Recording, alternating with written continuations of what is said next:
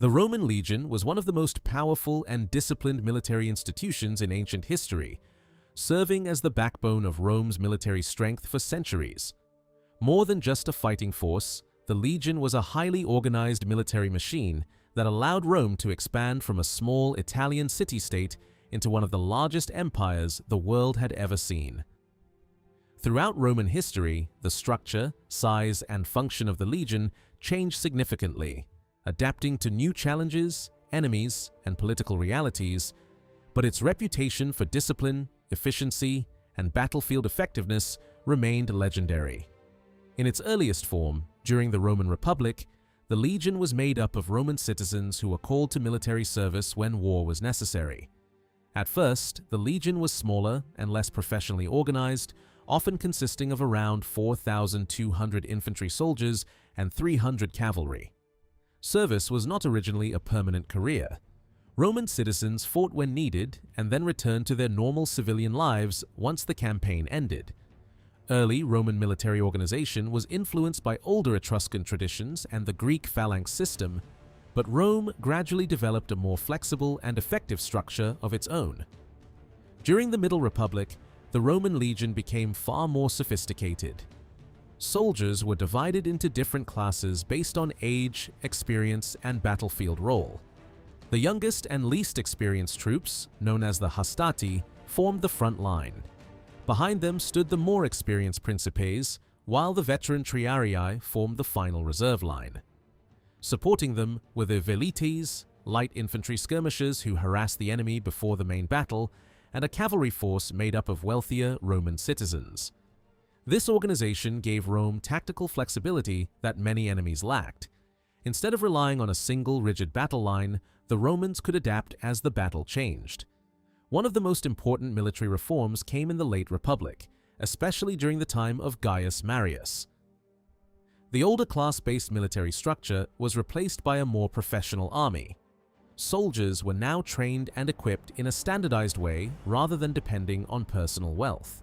The manipular system gradually gave way to the cohort system, in which the legion was divided into 10 cohorts instead of smaller maniples. A typical late Republican legion contained roughly 5,000 soldiers. These reforms transformed the Roman army into a far more efficient and professional force, capable of longer campaigns and greater battlefield coordination. The Roman legion reached its most famous form during the Imperial period. Under emperors such as Augustus, the legion became a permanent standing military force rather than a temporary wartime army. A standard imperial legion usually contained around 5,000 to 5,500 men, though real numbers varied depending on casualties and circumstances. The legion was divided into 10 cohorts, with the first cohort often larger and more prestigious than the others. Each cohort was divided into centuries, and despite the name, a century usually contained around 80 men rather than 100. Roman legions during this period were composed mainly of Roman citizens, while auxiliary troops recruited from non-citizen provincial populations provided additional infantry, cavalry, scouts, engineers, and specialist support forces. In many cases, auxiliaries actually outnumbered the legionaries themselves. Discipline was one of the defining strengths of the Roman legion. Roman soldiers trained relentlessly and were expected to obey commands without hesitation. Punishments for failure could be severe. Lesser offenses might result in reduced pay, flogging, or demotion, while more serious crimes such as desertion or mutiny could lead to execution. One of the most feared punishments was decimation, where 1 out of every 10 soldiers in a disgraced unit was selected and killed by his own comrades. This harsh system created extraordinary discipline and loyalty within the ranks, making Roman legions feared across the ancient world. The legion's command structure was also highly organized. At the top stood the legatus legionis, the legion commander, usually a senator appointed by the emperor. Below him were military tribunes and the praefectus castrorum, an experienced veteran officer responsible for camp operations and logistics.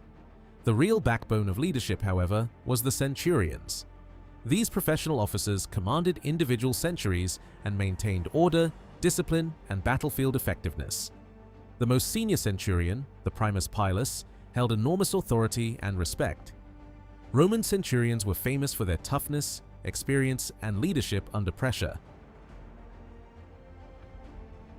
Roman soldiers lived hard but structured lives.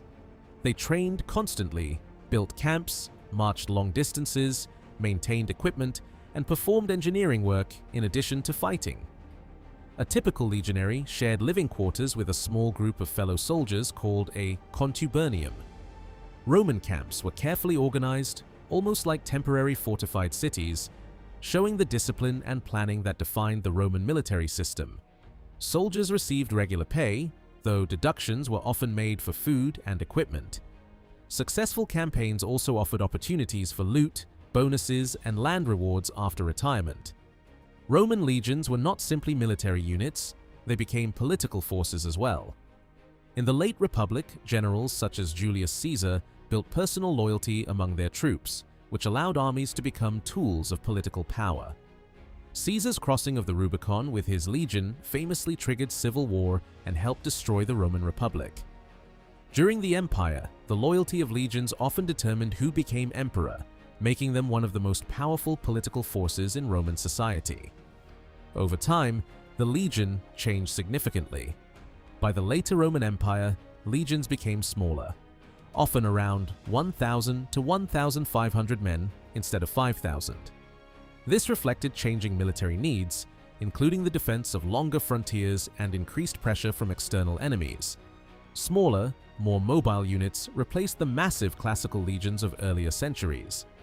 Even so, the Roman military tradition remained deeply influential.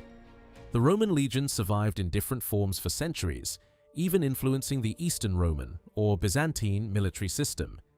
Its combination of discipline, engineering skill, tactical flexibility, organization, and professionalism made it one of the greatest military institutions in human history. The success of Rome was built not only on ambition and leadership, but on the extraordinary effectiveness of the Roman legion itself.